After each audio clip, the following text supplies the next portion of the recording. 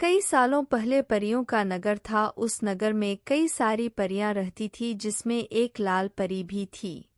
थोड़े समय बाद महल में एक जश्न हुआ। वहां सभी परियों को बुलाया गया। तभी किसी बात पर रानी परी ने लाल परी को महल से बाहर निकल जाने का आदेश दे दिया। इस बात से उदास होकर लाल परी महल से उड़कर धरती पर आकर एक बाग में छिप गई। उस बाग में बहुत सारे बच्चे खेल रहे थे। लाल परी छिपकर उन बच्चों का खेल देखने लगी और उन बच्चों को हंसता खेलता देखकर वह अपना गम भी भूल गई। तभी बाग में खेल रही मोनी नाम की एक लड़की की नज़र लाल परी के सुनहरे लाल पंखों पर पड़ गई। मोनी को लगा कि शायद यह कोई फल है और वह उसे लेने के लिए उसके पास चली गई। मोनी ने वहां पर जब लाल परी को देखा तो वह चौंक गई और खुश होकर चिल्लाने लगी।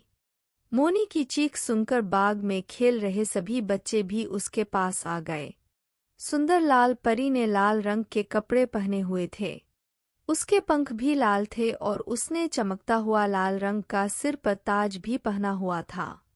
सब बच्चों को देखकर लाल परी ने सबको अपना परिचय दिया। यह सुनते ही सारे बच्चे खुश होकर उछल-कूद करने लगे।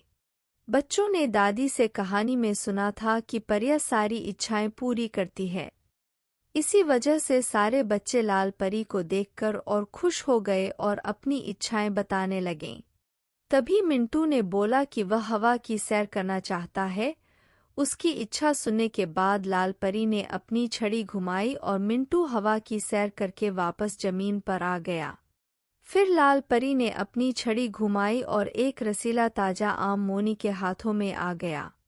इसके बाद लाल परी ने फिर से अपनी छड़ी घुमाई और बाग के सभी फूल रोशनी से जगमगाने लगे। लाल परी के जादू देखकर सभी बच्चे बहुत खुश थे और लाल परी भी परी महल में चल रहे उत्सव और महल में न रहने का अपना गम भूल गई थी। इसके बाद जैसे ही फूलों का चमकना कम हुआ, आसमान के सारे तारे चमकने लगे। फिर बच्चों ने लाल परी से बाय बोला और अपने अपने घर जाने को तैयार हो गए। बच्चों के जाने के बाद लाल परी का मन फिर से उदास हो गया। लाल परी को उदास देखकर मोनी से रहा न गया, तो उसने उससे उसकी उदासी का कारण पूछ लिया। लाल परी ने मोनी को रानी परी की सारी बात बता दी। यह सुनने के बाद मोनी ने कहा, आपने कोई शरारत की होगी, तभी रानी परी ने ऐसी सजा दी है। मैं जब भी घर में शरारत करती हूँ तो मेरी माँ भी मुझे कोई न कोई सजा दे देती है। सफाई देते हुए लाल परी ने कहा, नहीं, मैंने कोई शरारत नहीं की। लाल परी की यह बात सुनकर मुस्कुराते हुए मोनी ने फिर से कहा, कुछ तो शरारत की ही होगी। इतना सुनते ही लाल परी ने अपनी छड़ी और नजरें दोनों नीची कर ली। नजरें नीची करते हुए लाल परी ने कहा, हाँ, मैंने एक शरारत की थी।